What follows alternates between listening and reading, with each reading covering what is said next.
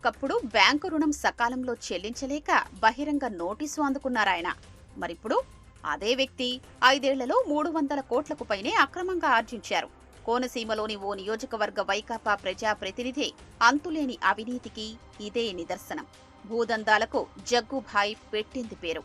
వాణిజ్య కేంద్రమైన రావులపాలెం పట్టణంలో అత్యంత విలువైన వివాదాస్పద భూముల్ని నామమాత్రపు ధరలకే చేజిక్కించుకుని కోట్ల రూపాయలు సంపాదించారు. ఓ కుటుంబానికి చెందిన 51 సెంట్ల వ్యవసాయ భూమిని మరో కుటుంబం కొన్నేళ్లుగా సాగు చేస్తోంది. పిట్టపోరు పిల్లి తీర్చినట్టుగా ఈ పంచాయతీలో దూరిన జగ్గుభాయ్ మొత్తం ఆస్తిని కాజేశారు. అదే స్థలానికి సమీపంలోని అత్యంత విలువైన 40 సెంట్ల స్థలాన్ని అతి తక్కువ ధరకు బలవంతంగా చేజిక్కించుకున్నారు. రావులపాలెంలోని మరోచోట అత్యంత విలువైన 70 సెంట్ల స్థలాన్ని నామమాత్రపు ధరకే గుంజుకున్నారు. ఆ తరువాత అందులో లేఅవుట్ వేసి ఒక్కో సెంటు స్థలాన్ని 70 లక్షలకు విక్రయించి సొమ్ము చేసుకున్నారు. తన నియోజకవర్గ పరిధిలో ఎవరైనా స్థిరాస్తి లేఅవుట్ వెయ్యాలంటే జగ్గుభాయ్కి భారీగా ముడుపులైనా ఇవ్వాలి, లేదా వాటానైనా సమర్పించుకోవాలి. ఇందుకు ఎవరైనా నిరాకరిస్తే వారి పని ఇకంతే. కొన్ని చోట్ల స్వయంగా స్థిరాస్తి లేఅవుట్లు వేస్తున్న జగ్గు వాటి అభివృద్ధి కోసం వివిధ ప్రభుత్వ శాఖల్ని నిబంధనలకు విరుద్ధంగా ఉపయోగించుకుంటున్నారు.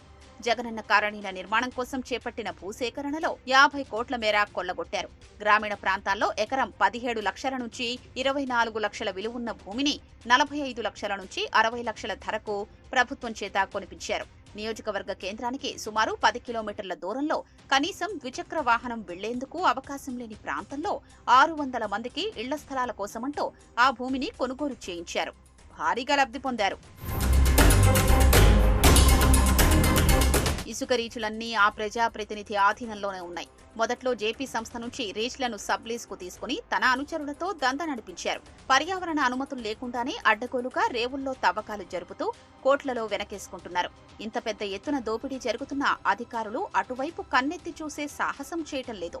ఇష్టానుసారంగా ఇసుక తవ్వకాలు జరపడంతో జొన్నాడ వద్ద గుంతల్లో పడి 2 బాలలు ప్రాణాలు కోల్పోయారు. సొసైటీలకు కేటాయించిన 100 ఎకరాల గోదావరి లంక భూముల్లో మట్టిని అక్రమంగా తవ్వి సమీపంలోని ఇటుక బట్టీలు లేఅవుట్లకు తరలిస్తూ కోట్లు కొల్లగొడుతున్నారు. కొమర్రాజు లంకలోని భూముల్లో మట్టిని అడ్డగోలుగా తవ్వేస్తూ రోజు 100 లారీల్లో తరలిస్తున్నారు. ఊబలంకలో మత్స్యకారులకు చెందిన సొసైటీ భూముల్లోనూ ఇదే తరహాలో దందా కొనసాగించారు.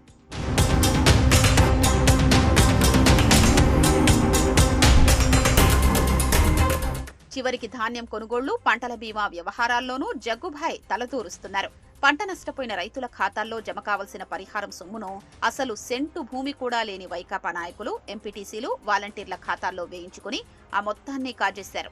రావులపాలెం మండలంలో స్టీల్ ప్లాంటు, కొబ్బరి తోటలు ఉన్న భూముల్లో సుమారు 250 ఎకరాల్లో వరి సాగు చేసినట్లు నమోదు చేసి అక్రమాలకు తెరలేపారు. నియోజకవర్గంలో ఈ నాయకుడి తరపున ఆయన మేనమామే చక్రం తిప్పుతారు. ఒక విధంగా చెప్పాలంటే ఆయనే షాడో ప్రజా ప్రతినిధి. ముఖ్య శాఖల అధికారులు ఈ నియోజకవర్గానికి బదిలీపై రావాలంటే మేనమామ దర్శనం చేసుకోవాల్సిందే. చెప్పిన ప్రతి పని చేస్తామని అంగీకరిస్తేనే వారికి పోస్టింగు ఖరారైనట్టు. కాలువల్లో పూడికను జగ్గుభాయ్ వదల్లేదు. నామినేషన్ విధానంలో పనులు దక్కించుకున్న ఈయన అనుచరులు నామమాత్రంగా పనులు చేసి 5 కోట్లు హాంఫర్ట్ చేశారు. పాఠశాలల్లో నాడు నేడు పనుల్ని అత్యంత నాసిరకంగా చేసి బిల్లులు దండుకున్నారు. ప్రభుత్వ మద్యం దుకాణాలకు భవనాలు అద్దెకు ఇవ్వడంలోనూ దోపిడీ చేస్తున్నారు.